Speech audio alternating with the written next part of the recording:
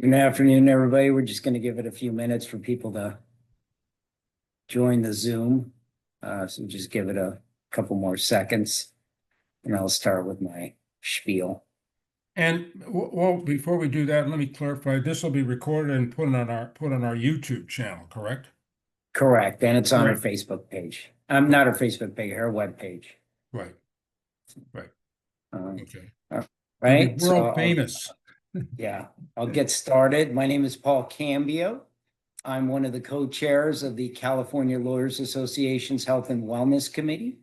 And we strive to provide interesting and diverse programming for our members. I invite you to go to our webpage and see our past programs. In fact, on this subject, we did one in July called Cancer in the U.S. Healthcare System.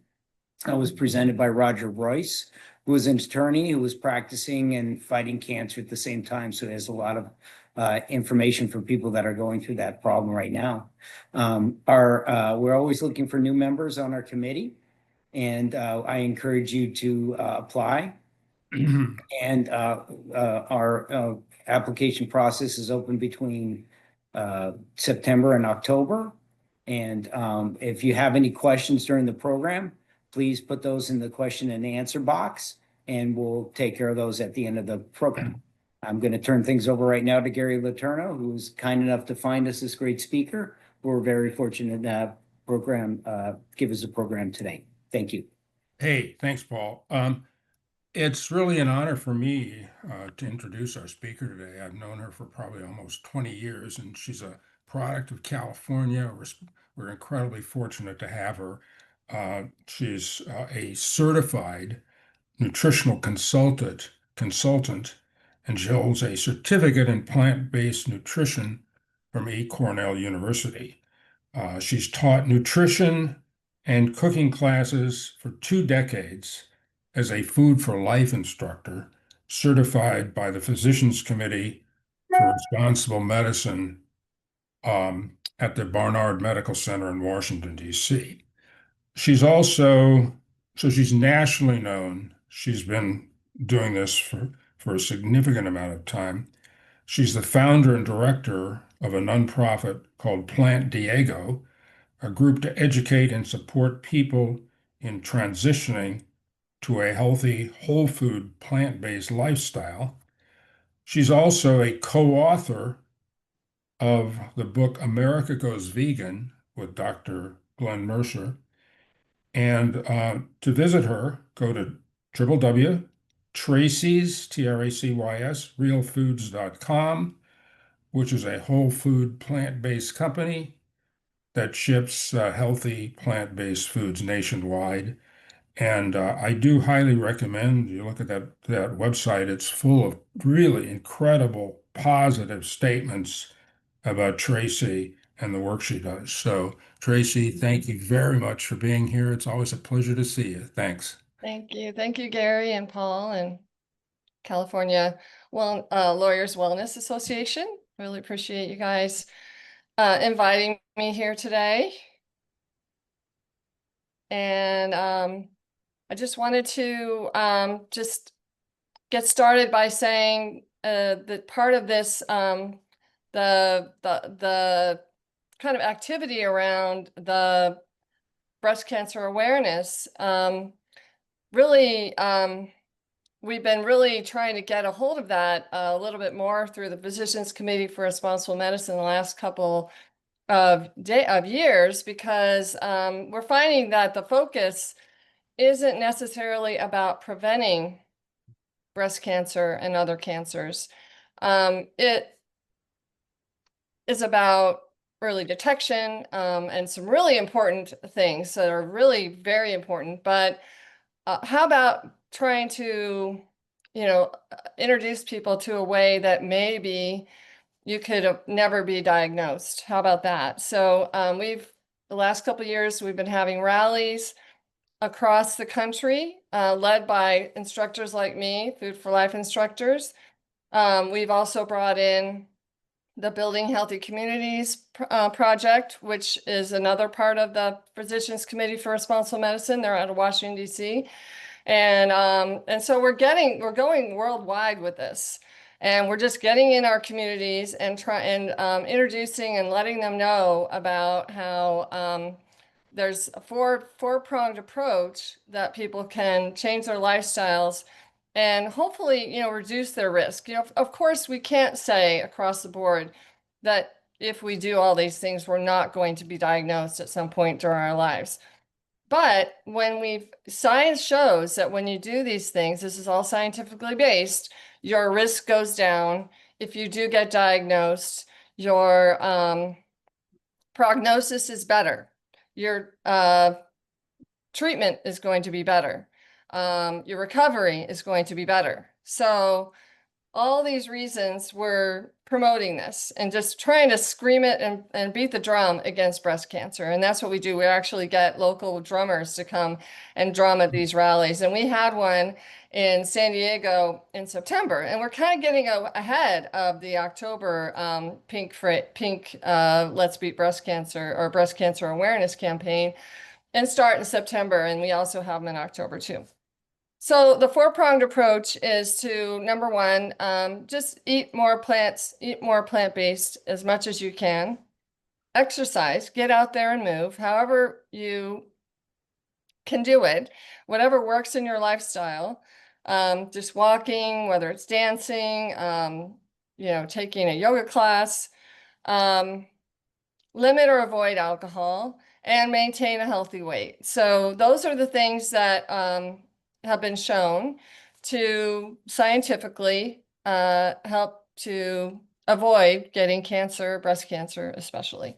So breast cancer is a hormonally driven cancer, so it does have to do with your hormones. So some foods do affect your hormones. So that's what we're going to be talking about more during this. So the way we're working it today is you're going to be taking basically a Food for Life class, which these classes are offered by instructors nationwide, worldwide. And this class is called Let's Beat Breast Cancer. And we mix in the class and a video and a quiz with the cooking and nutrition information. So it's a mixture of those things. Obviously, we do them in person, we do them online. And so obviously today we're online. So to find out more about that, it's pcrm.org. And wherever you are, maybe you can find an instructor to take the classes from. Or obviously finding online, you can get in from anywhere. And I just finished teaching a 4-class series on cancer prevention survival. So I wanted to get going with the cooking. I think that you were emailed the recipes. And so today's recipes are really just about simple ways to incorporate the food that will help you fill up with less fat and basically just add the nutrition that we need in a very easy and helpful way. And I know a lot of you are lawyers and you're very busy. So we want pantry friendly things, and we want to be able to make good choices when we go out, because a lot of us go out to eat. And so we want to be able to make the right choices when we're there too. So let's start with the recipe. I'm going to start my stove here. It's called Home Style Squash and pinto beans. So beans, very high in fiber, very filling, high in protein. We don't eat enough of them, so this is a really good way to incorporate more beans. We're using some diced fire roasted chilies, tomatoes, and they have green chilies in them. This recipe called for a jalapeno. Well, you can just add some green chilies in with your tomatoes. We're going to use some corn. This is just frozen corn. Fresh tomatoes if you have them on hand. Some onions and garlic, and I've added some green pepper. So I'm going to go ahead and put that in to start, and I'll show that to you in a second. Let me continue to go through. what we have here. We have, it calls for thyme, but I'm using rosemary. I'll add that when I get a little more liquid in there. And then for squash, I'm just using zucchini and summer squash. So if you use butternut squash or something like that, you'll have to increase the cooking time. So as Gary mentioned, I have a food company that ships nationwide. And one of my products is my chicken-free seasoning. It's like a chicken broth, but it's a powder. So you can add, and then, so we don't saute with oil, but we saute with broth. This is a really handy thing to keep on hand. Just add water and this to your sautés. But you can also use vegetable broth that you buy, or just use water and add some spices and seasonings.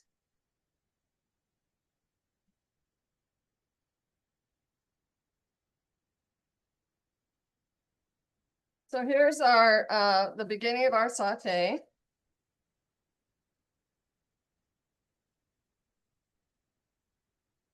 So I have it on high heat. And notice there's no oil, it's just dry. So what I like to do is just kind of like get a sear on it first, braise it a little bit. Mhm. Hey, Tracy, let me ask you, why no oil? So we're not using oil, it's super fine fat. It's a very processed food. A lot of people, of course, accept it and because it's ubiquitous. And we think we need it and we think we need it to cook, but we actually don't. I don't use oil at all anymore in my cooking for the last like 20 years. And it's because I learned from teaching these classes that food actually tastes better. It tastes fresher. You can taste the ingredients better, and it lowers the calories. So it helps us to maintain that healthy weight. That's super important. If you can, when you're cooking at home, obviously it's hard when you're out, but I do request low or no oil. A lot of chefs don't know how to cook without oil. I don't know why, because all you do is add water or broth instead. But you know, a lot of things are already prepared too. So we just do our best, right? And I've been doing this for a long time. But a lot of people also don't realize that, yeah, oil is super processed. It's extracted, something that you couldn't make at home. If you want And to it's get full one of processed. full of calories. Yeah, so it's 120 calories per tablespoon. So it's just an easy way to reduce the calories in your meals. So I'm going to add a little more water. I'm going to add some of my chicken free. Obviously, like I said, you can add vegetable broth, any kind of seasoning you want, but this is nice because it already has nutritional yeast, onion, garlic powder, herbs, turmeric, salt, mushrooms, celery seeds. So just add a little bit. It smells great.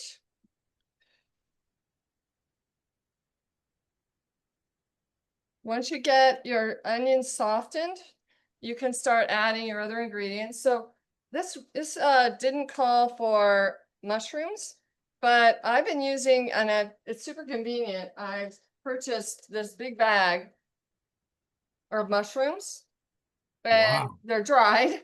And Wow. so you can just put them in water, and then you've got instant mushrooms. So, and it's cheaper this way, and they don't go bad. So, and then then you kind of get a nice broth too that you can add as a broth, as a cooking broth. So I'm going to drain this.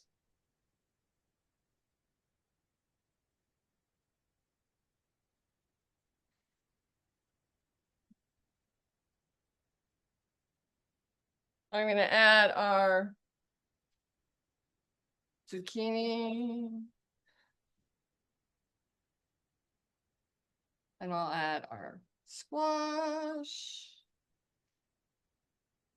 I'm going to add our tomatoes. These are just fresh cherries that I cut in half.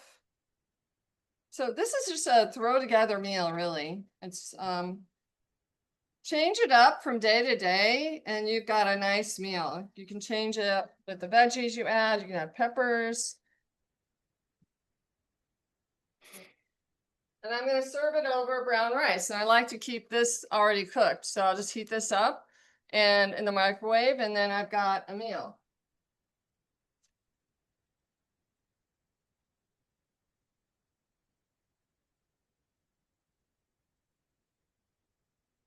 So these tomatoes, fire roasted with chilies, they add a lot of flavor to your meals. And they're also very good for you. I mean, tomatoes are a good source of lycopene, which is a cancer fighter.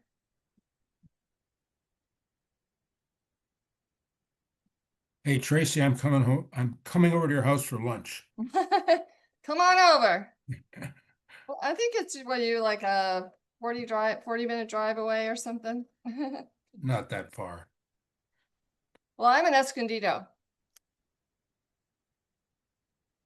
We moved over here. So we're on the north side of San Diego County, but we get ourselves to the city a lot, delivering to restaurants and things. I have products, as Gary mentioned.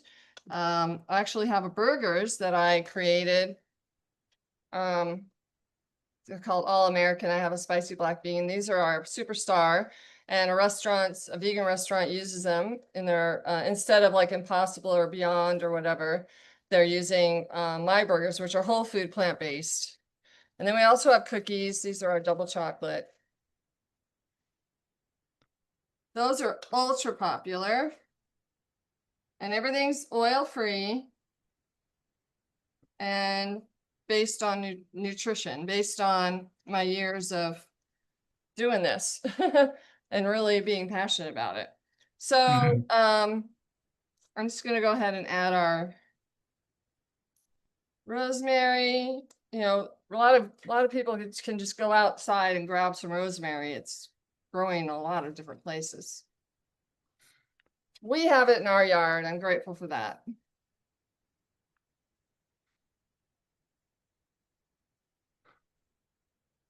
And change that up too. Change it up. Add Italian herbs. Add some cilantro. Whatever is your favorite. So corn. So a lot of stuff in here.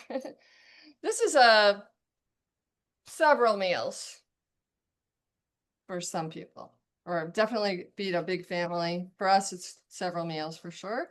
This is very light. You know, you can eat a lot of it. That's what's nice about these low calorie meals is their low calorie density. So you can really fill up and not feel guilty.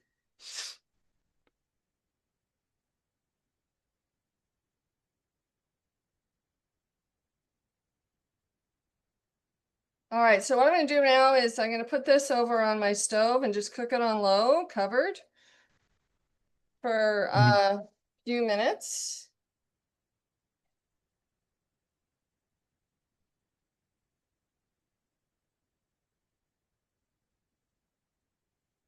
And so we'll understand more about what we're doing. Let's go ahead and watch the video.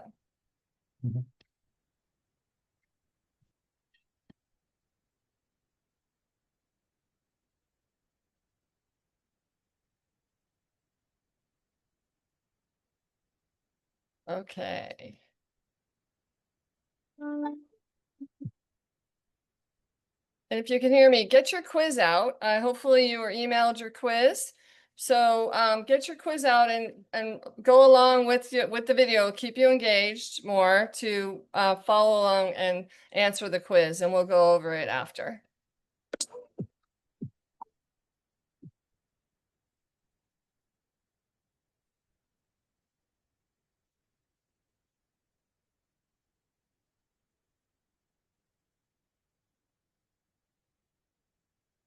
Welcome. Today, I'd like to share with you some important information about breast cancer. It's a serious condition. Now, luckily, there are better methods than ever for detecting it, and we have better treatments than ever too. But I have to say, as a doctor, what I like best are the new methods for preventing cancer, because if you could prevent it, you never have to treat it. You never have to live with the fear that comes along with it. Now, some of the first clues about preventing cancer came from Japan. Compared with a woman in the US, a woman in Japan is less likely to develop cancer, and if she has cancer, she's much more likely to do well, more likely to survive. Well, why would that be? The first explanation was that women in Japan are thinner. And that's important because body fat isn't just there to store calories. Body fat makes hormones. Specifically, body fat makes estrogens, female sex hormones, and estrogens can make cancer cells grow. At puberty, estrogens are responsible for breast development, and during a woman's cycle, it's also responsible for the thickening of the lining of the uterus every month. So estrogens make things grow. And what does that mean for a cancer cell? What it means is that the cancer cell might grow too. And if we were to put breast cancer cells in a test tube and add estrogen, the cancer cells grow. So if a woman has extra body fat, then she's more likely to have more estrogen in her blood, and that can lead to the cancer cells multiplying and spreading. Well, does this mean that if a woman is thinner, will she be less likely to develop cancer? Or if she's got cancer now, will being thin help her to survive? And the answer in both cases is yes. A large study in Shanghai included women who had cancer. And the researchers checked each woman's body mass index, or BMI, which is a way of talking about your body weight, but adjusting it for your height. So your ideal weight is different if you're, say, 6'4" versus 5'3". So BMI adjusts for height, and a BMI under 25 is what we're going to call a normal healthy weight. And in the Shanghai study, the question was, for women with breast cancer, does a higher BMI, a higher body weight, make a difference? Here's what they found. For women with a BMI under 23, these are thin women, the 5-year survival rate was about 87%. For women who were just slightly heavier with BMIs between 23 and 25, their 5-year survival rate was a little bit less, about 84%. And women who had a BMI over 25, that's just a little bit into the overweight range, their 5-year survival rate was now down to 80%. So the heavier you are, the more likely you are to be vulnerable to this condition. Well, that's the first thing. Trimming away body fat will help survival. But there's more to it. It's not just the fat on your body, it's also the fat on your plate. Researchers found that it doesn't just affect whether a woman develops cancer, it also affects her survival. At the State University of New York in Buffalo, researchers did an important study. They included about 900 women, all of whom already had breast cancer, and the study found that the risk of dying at any point in time was increased by 40% for every 1,000 grams of fat the women ate per month. Now, let me make this practical for you.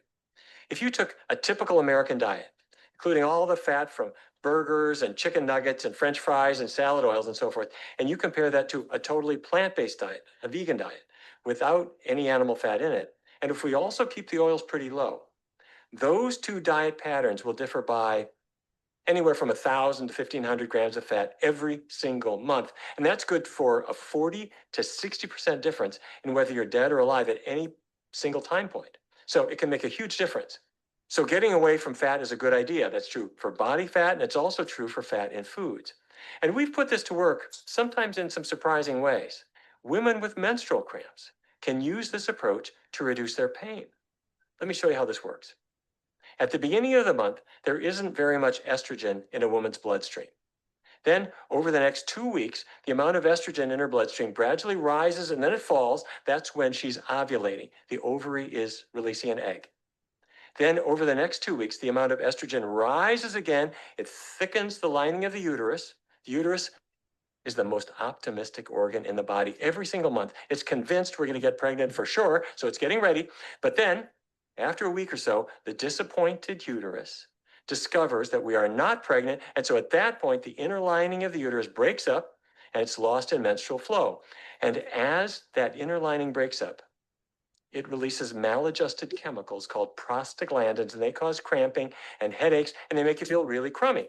So we did a research study with some colleagues at Georgetown University. We invited a group of women who had serious menstrual cramps to begin a diet that was vegan and very low in fat And we asked them to do this for 2 full menstrual cycles, 2 months. And it reduced their pain, it shortened the number of pain days, and it improved their PMS symptoms like water retention and bloating and irritability. All these things get better. Now, the reason that I'm telling you this is that we imagine that our hormones are controlling us, and that's true, but we have a measure of control over them. And in turn, that helps us reduce the odds of ever getting cancer. For women diagnosed with cancer, it improves their odds of survival. It's just that we never had the instruction manual. Well, now we know what to do. So what kind of diet changes should we make? We learned a valuable lesson from a research study called the Women's Health Initiative. It was a very large, well-designed research study. It included not quite 50,000 women.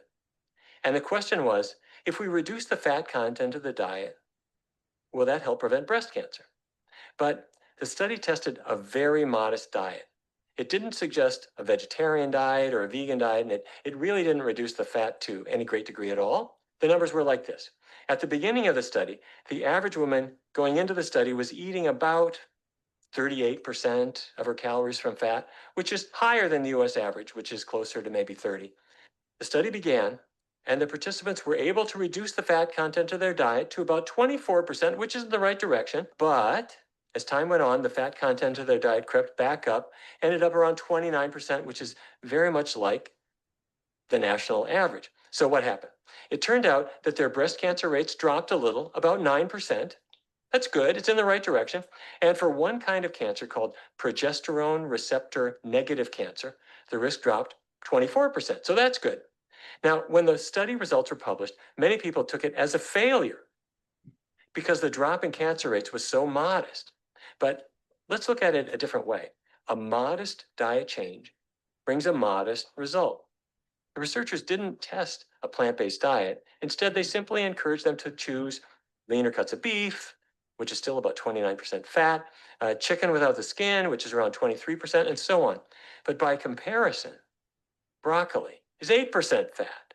Beans are 4%. Rice, 1 to 5%. So if we really wanted to prevent cancer, I think we'd want to really focus on the healthful grains and the beans and the vegetables and fruits. Don't get me wrong, the Women's Health Initiative was a great study, but what it proved wasn't that diets don't work. What it proved is that small diet changes yield small results. Let me tell you about 2 other studies. They addressed the question of how foods affect us after we've been diagnosed with cancer. The first was called the WINS study, Women's Intervention Nutrition Study. It included not quite 2,500 women. The diet they were testing was low in fat, about 15% of calories, which is about half the American average. And it turned out that the likelihood of a cancer recurrence was cut by about 24%, which is great news. Another study called the Women's Healthy Eating and Living Study, the WELL study. It went in a little bit different direction. It made a point of emphasizing vegetables and fruits and juices like carrot juice. It wasn't quite vegetarian or vegan, but it was leaning in that direction. It had about twice the fiber of a typical American diet, and it had a good emphasis on plants. And it turned out that the diet reduced the amount of estrogen in their blood. It fell to safer levels, confirming that diet changes really do help get our hormones into better balance. And then the researchers went further, and they found that those women who had the most carotenoids in their bloodstream, meaning they had been eating lots of vegetables and lots of fruits, they had about a 45% reduction in the likelihood of having their cancer come back. And then the researchers looked at the control group in more detail. During the follow-up period that ranged between 5 and 11 years, those who neglected their fruits and vegetables and didn't exercise had an 11.5% risk of their cancer returning. Now, those who exercised but still neglected their vegetables and fruits, they cut that risk just a little bit, down to about 10.4%. But those who exercised and had lots of vegetables and fruits in their diet cut their recurrence risk down to 4.8%. So if a woman has breast cancer and she wants to maximize her odds of doing well for the long term, what would you advise? Cut the fat? Eat lots of vegetables and fruits? Exercise? How about all of these things? So the bottom line is this. We still have good methods for detecting cancer. We have pretty good methods for treating it. But you know what? We never want to use them. We'd like to see what we can do to keep cancer beyond arm's length, and that means a healthy lifestyle. starting with the healthiest possible plant-based diet. Thanks a lot. It was a great video. Thank you. Yeah. That's Dr. Neil Bernard. He's Yeah. president of the Yeah. PCRM. He'll be in LA next weekend. So I take it you would not agree with the Health and Human Services Director, Mr. Kennedy, who says that Americans should eat more saturated fat. No. No, it's unbelievable what comes out of the mouths of some of those people. Yeah. Yeah. And promoting tallow Yeah. instead of, as an oil. Like everybody's demonizing seed oils these days. I mean, all the influencers all over the place are talking about, and there's restaurants saying we're seed oil free and it's this big deal. And seed oils are not a big deal. It's like, it's not a great thing to eat oil, but it's not any much different than any other oil. Yeah. It's Yeah. definitely better than tallow. Yeah. Tallow is full of saturated fat. It's going to cause heart disease. So Yeah. definitely not a good thing. And then, yeah, that's what they're talking about is a lot of little, nitpicky little things that really are talking about the foods we shouldn't eat anyway, like French fries and things with red food dye. And, like they're making some big, change in it's like, well, let's just not eat the processed foods. Let's not eat the French fries. Let's talk about getting people eating better foods and making them cheaper. What about that? Well, some people ask if you're not using oil, what should you put on a salad? Balsamic vinegar? Yeah. Yeah, it's delicious. There's this company called California Balsamic, and they have like so many flavors of, you could just continually be tantalizing your taste buds with the different formulations they have. But I also saute. In fact, I would have maybe, if surprise following this recipe, I would add a little balsamic to my saute, and that kind of brings up another flavor too. Oh, So absolutely. That's so it's good. wonderful. Yeah. Yeah. No oil.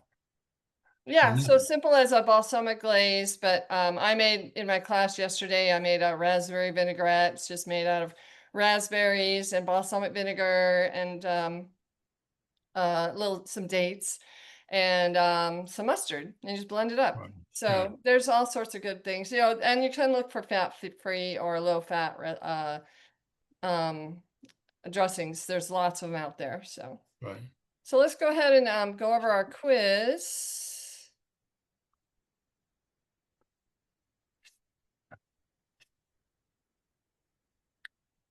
Okay, it's sharing the wrong thing. Stop share. Share.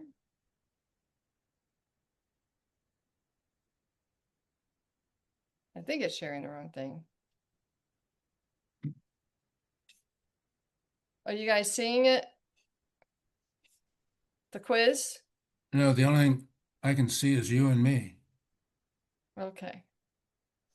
We can Oh, it says my see- screen sharing is paused. Okay, yeah, I was going to tell you that. Yes. How do I unpause that? Yes. Hmm.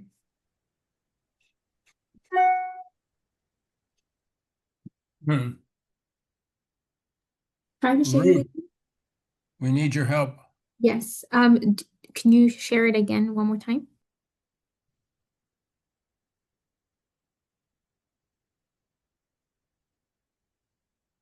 So on your end, you're seeing the screen being paused. It says it's paused. I'm also seeing, another file that I want to share, Here, but let me. it's not the right file. Okay, let me see if I could solve this. My first time encountering it. Should I stop sharing or? Yeah, let me see if I can share my screen instead. Okay.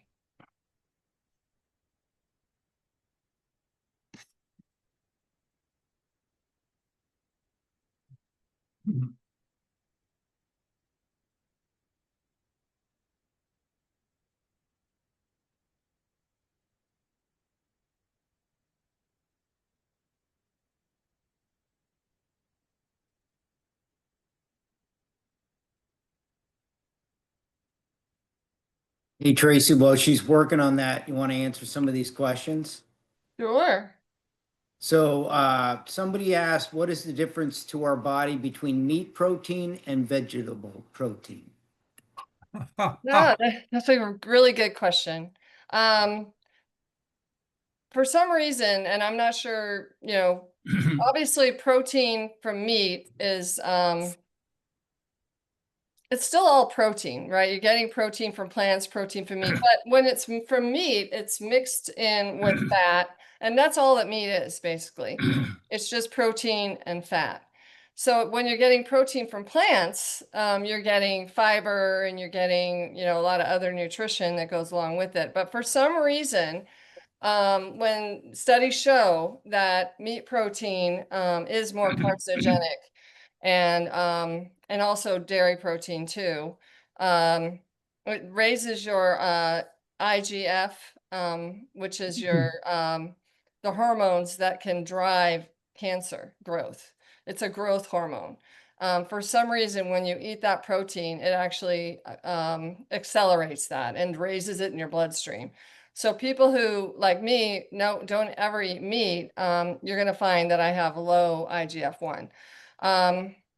And another thing is that when you eat meat, there's this TMAO, which is out of the scope of this, but it is another thing that is driving heart disease. So it's, for whatever reason, I will, even if I ate meat now, I wouldn't form that TMAO, which is super dangerous, which is really weird. They said that, but when the people that don't eat meat eat the meat, they will not form it. People who eat meat always have that TMAO in it, and it drives heart disease. So, does that answer your question? I mean, it's just Hey, studies show. let me add the there's a study called the China study. It involved three groups: Mhm. Oxford University, Cornell University, and the Chinese Academy of Medicine. It went on for well over 20 years. The conclusion was meat is a carcinogen. It will give you not just heart disease, but also cancer. Now, the big meat industries have done everything they can to blackball that and Yeah. not give it a legitimate. The other I think thing it about when you raises your eat, risk. We can't when, say it gives you cancer, but it is a carcinogen and it raises your risk. So if you eat a lot of mushrooms and you eat a lot of vegetables along with your meat, your risk is going to go down of cancer. But if you eat a high meat, high fast food processed diet, then your risk is going to go up. So it's not just, you can't say that it really is going to cause cancer, because not everybody gets cancer. People die of other things before the cancer. But and do we check everybody for cancer all the time? No. So that's the thing, is that our body's continually probably trying to fight cancer. the other thing is, if you eat meat, you're eating recycled plant protein because only plants can take the nitrogen from the sun and make protein. So Right. animals eat plants, and when you eat animals, you're eating recycled plant protein, and you get none of the benefits of eating vegetables. Okay, I Right. think we're ready. I think we're ready to share the screen again. Let's go ahead and share the quiz. And so I think that Ruth's going to be able to share it. I believe so, yeah. Okay, thank you. All right, so just you're going to scroll, at least for mine. Yeah, start there. Okay. So elevated estrogen levels increase breast cancer risk. Which of the following increase estrogen production? And so when you want to answer, since we don't have audio for our participants, you can use the Q&A part here. Oh, I can see it. Okay.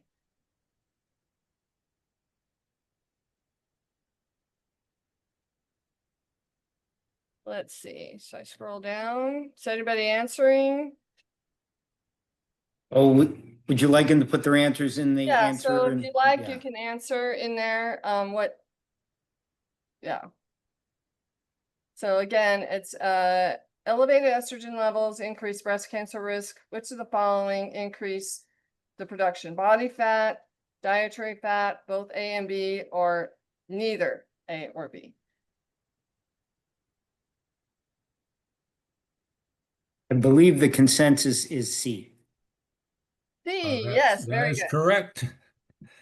And a study done, and so that means it's both estrogen, both dietary fat and body fat. So in a study done in Shanghai, breast cancer surviving women had a BMI under 23 and a 5-year survival of 87%, BMI with 23 to 25, 5-year survival with 84%, BMI above 25 had a 5-year survival of blank, and a woman who's 5'4", who weighs 146 pounds has a BMI of 25. So with a BMI above 25, 5-year survival of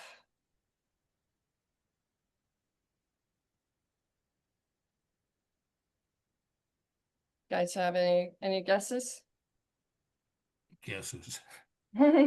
We have 82% and 80% so far. C, 80%.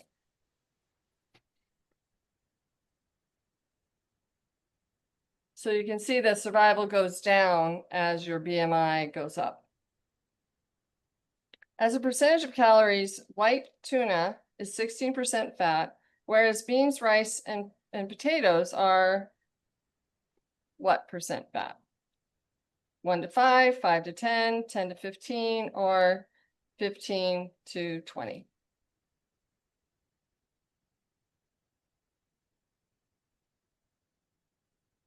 We have A, A, 1 to right. 5. That's correct. Very good.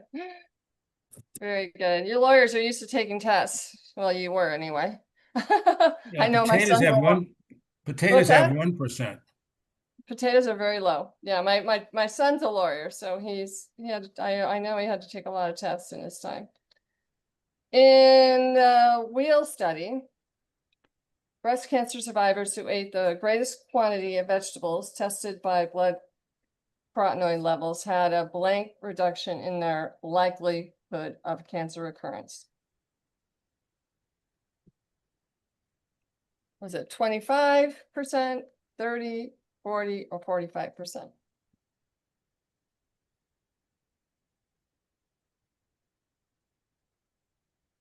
We have C and D as answers so far. So it's a D, 45%. That's a lot. Yeah, it's a lot.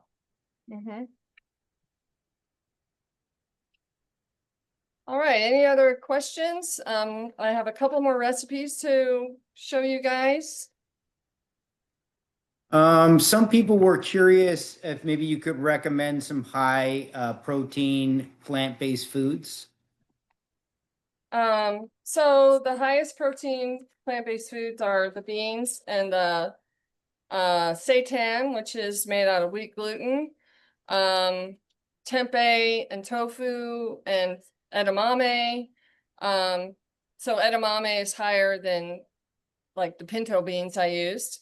So those are your highest protein foods. But the important thing to realize is that it's not that important. It's important that you fill up and you're satisfied. So yes, high protein foods, usually in the plant world, come along with some fiber that also helps you with your digestion and filling yourself up. So that's really nice. I like that the beans, for instance, come in this package of, all these great things for you. Not only do they have fiber and protein, they're also really good sources of calcium and iron and a lot of good things. Depending on the color of them, they'll have some phytonutrients in it. So We all have been programmed to think that that protein is like the most important thing. Nobody's in the hospital because they have a protein deficiency. They're in a hospital because they're eating too much protein. So if they're eating a lot of meat and dairy and all those really rich foods, you're just more likely to get the diseases that most of us are succumbing to.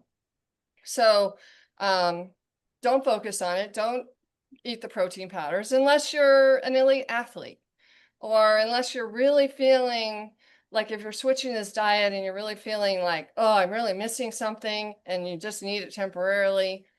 But you just need to, if you eat more and more vegetables and more high fiber foods, you're going to get satisfied with all those foods. Does that make sense? Does to me. Someone asked, is whey protein good for you? No, whey protein is from dairy. It's an extraction.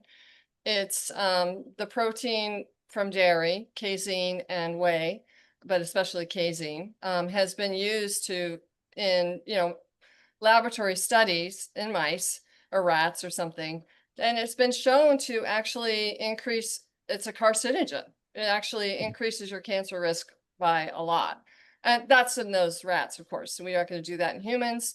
But in the China study that Gary spoke about, he talks about studies that were done where they can just turn on and off cancer based on what they were eating, and they were feeding these rats dairy protein. So I say no. It amazes me. There's the most misunderstood subject, I think, in the United States among all of us here is protein. We've been Right. sold, there's huge And it hasn't money stopped. that's pushing that, and it's killing us. It hasn't stopped, and I don't know how to stop it. It's just it just proliferates. It's something that, of course, the powers that be, or people with a lot of money in the food industry, want to promote. Whether it's, okay, if it's meat, or if you're not eating meat, then you need to have some kind of like thing from a factory, like a protein powder or a whey protein or something like that. So we don't need it. Like I said, unless you're elderly or sick, infirm, you can't eat normally for whatever reason, then maybe you might have a protein drink or something like that, or a super athlete that needs more calories and can't seem to do it. So I didn't want to interrupt you by reading the questions. Did you want to go to the questions now or finish cooking? Like I wasn't. well, I finished the cooking. Just Perfect. real quick, I've got I wanted to show you guys how I make my greens. Broccoli, this one is just florets. But what I do is actually I add the hard parts first. So I cut up the stem and add that into boiling water.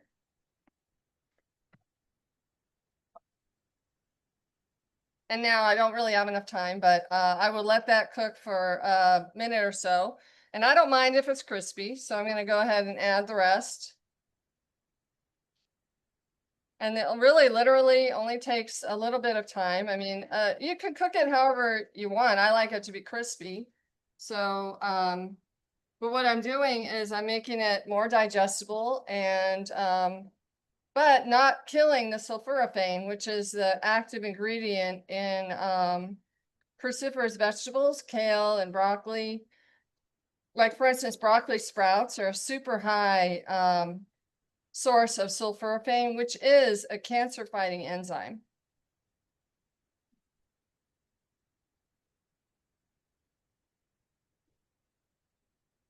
Okay, and this is a great tool, by the way. It's a spider strainer. And I wanted to show you how, we don't like to eat it plain. Some of us do. Actually, I do. But the recipe that goes with this is a sesame salt. And so what I use is, I want to make sure this is clear that I use, this is not toasted. These are brown sesame seeds. They're unhulled. The hull of sesame seeds is actually very healthy. It's has a great source of calcium, plant-based calcium. So if you can get a hold of those, it's great. And you just toast them up. So I toasted them. I'm going to add some salt.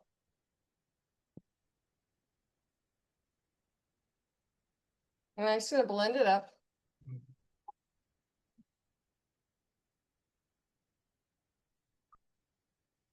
Put my broccoli here.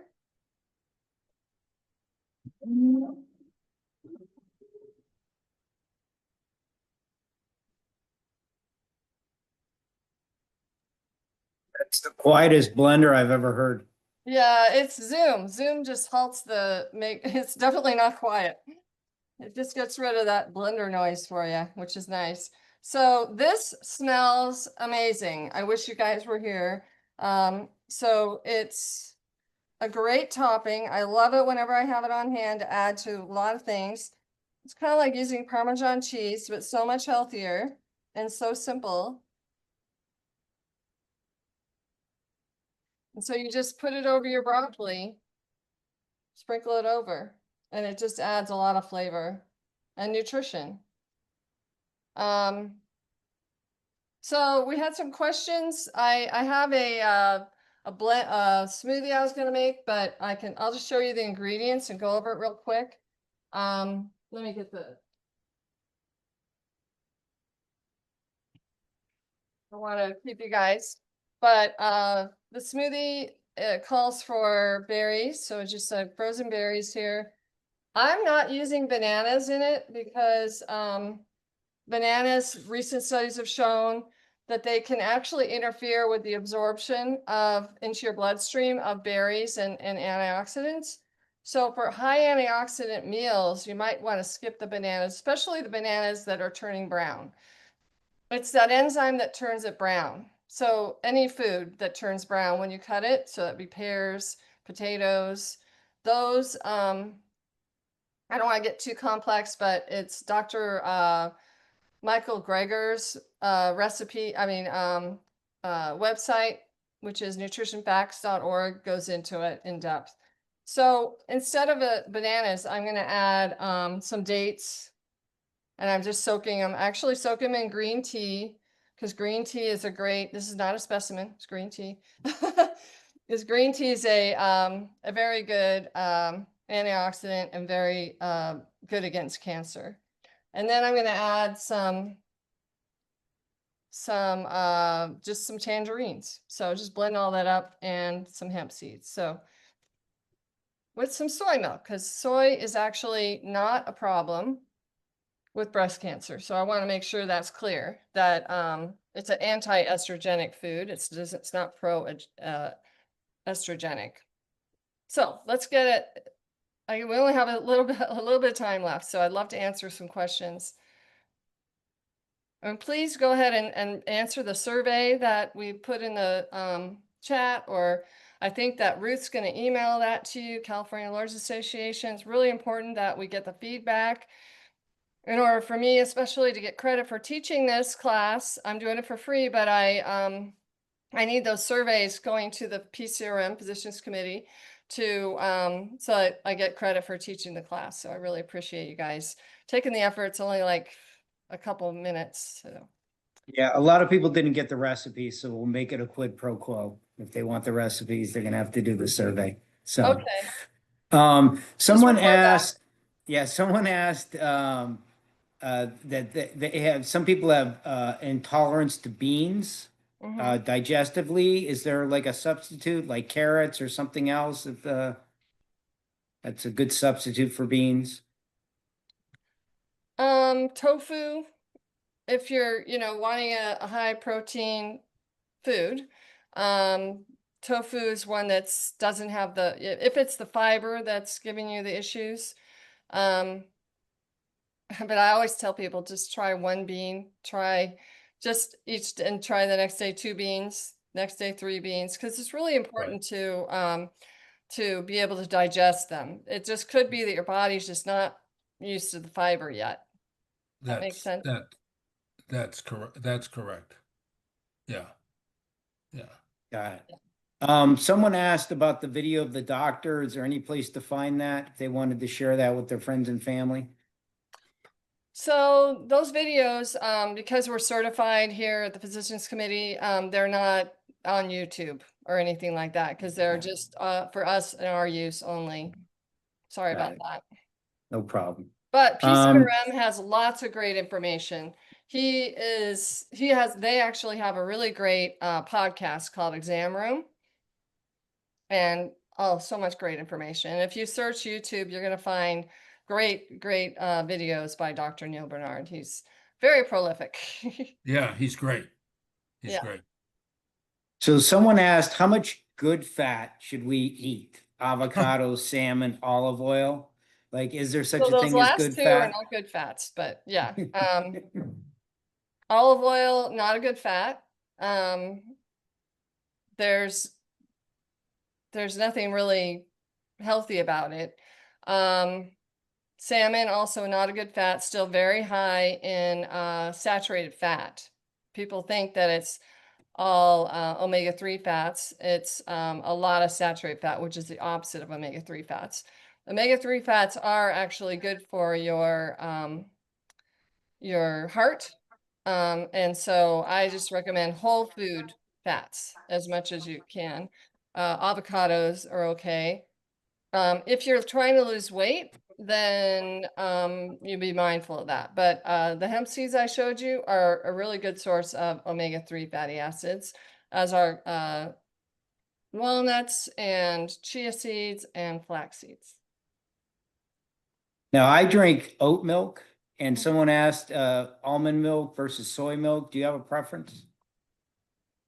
So if you're looking to get protein from it, then I'd recommend soy milk.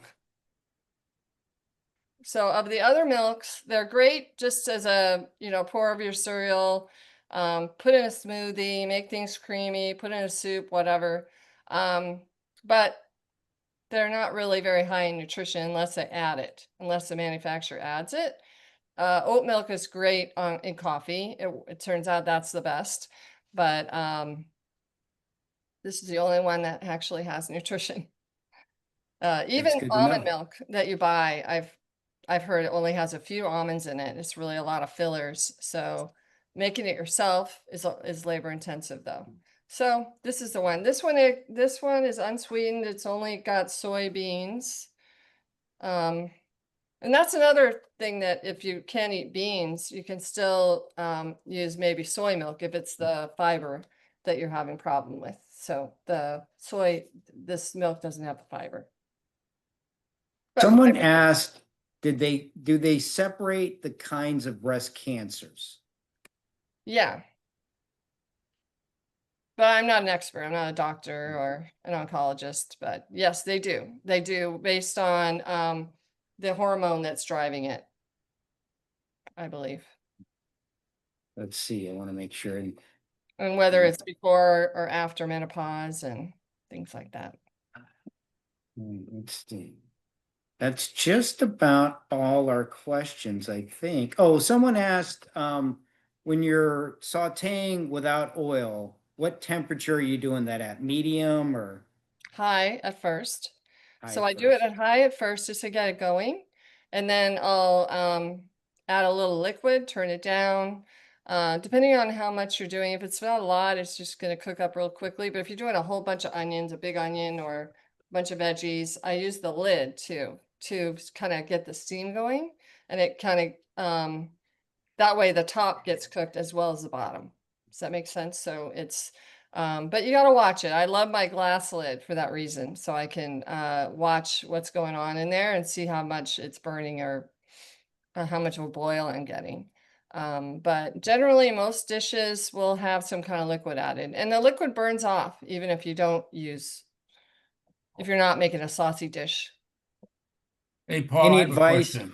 Yeah, go What ahead. percentage of the audience is male?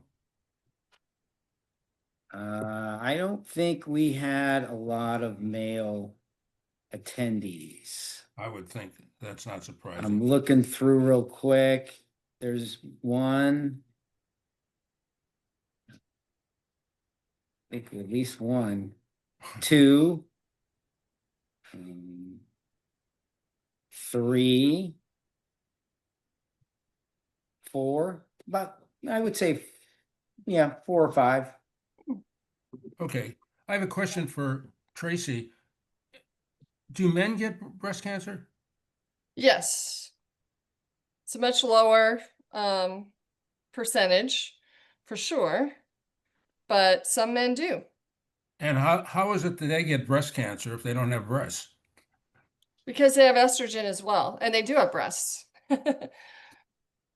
Are heavier men more likely to get I'm breast not sure cancer? about that. I mean, in general, just like we said, heavier women are more likely, so I'm sure it's heavier men as well. But we all have breast tissue, men and women, and obviously, as men get heavier, it gets more developed. But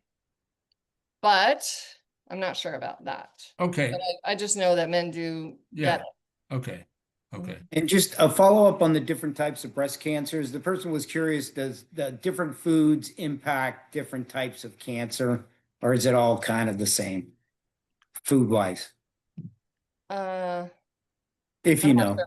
I'm not sure. Yeah. I just know that well, I can't share, but I had some anti-ester. Now I will email those to you guys if how are we going to do this to email the quiz or to email the recipes? So I have I've some gotten other everybody's, information. I got everybody's email that didn't get the recipes. But what we'll do is we'll just send them out to everybody that registered, plus everybody else that I have a specific email for.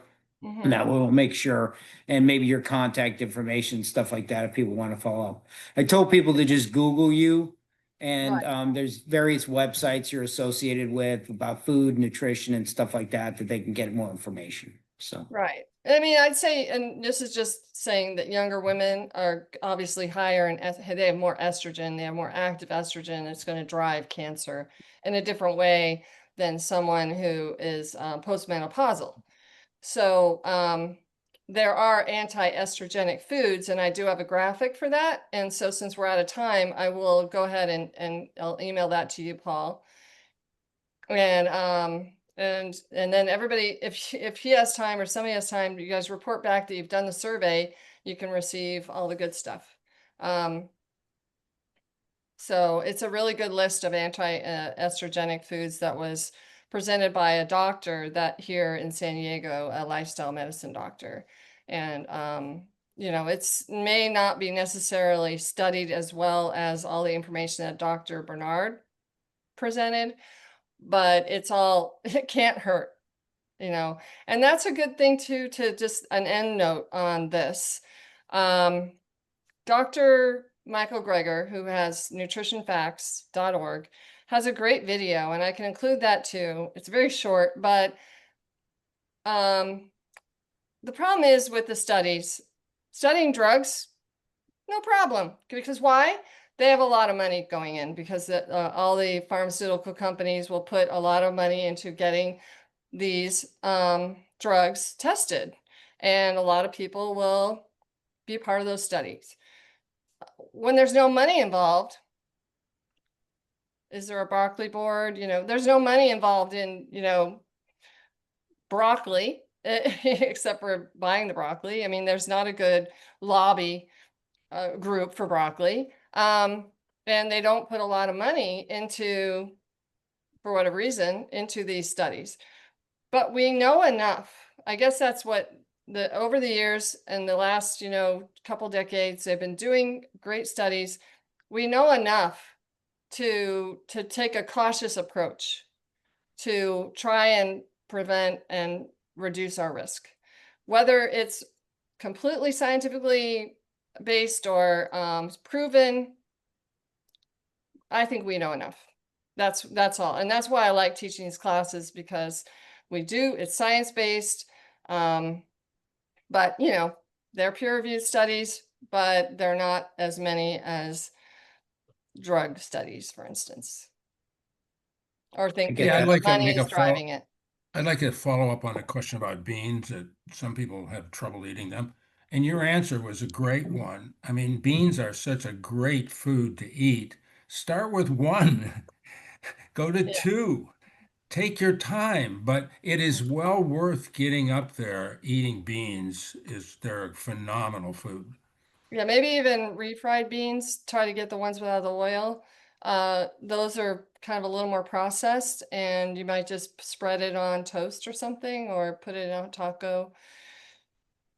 Try So Yeah, and that. those are- I noticed you had some frozen vegetables and some canned vegetables.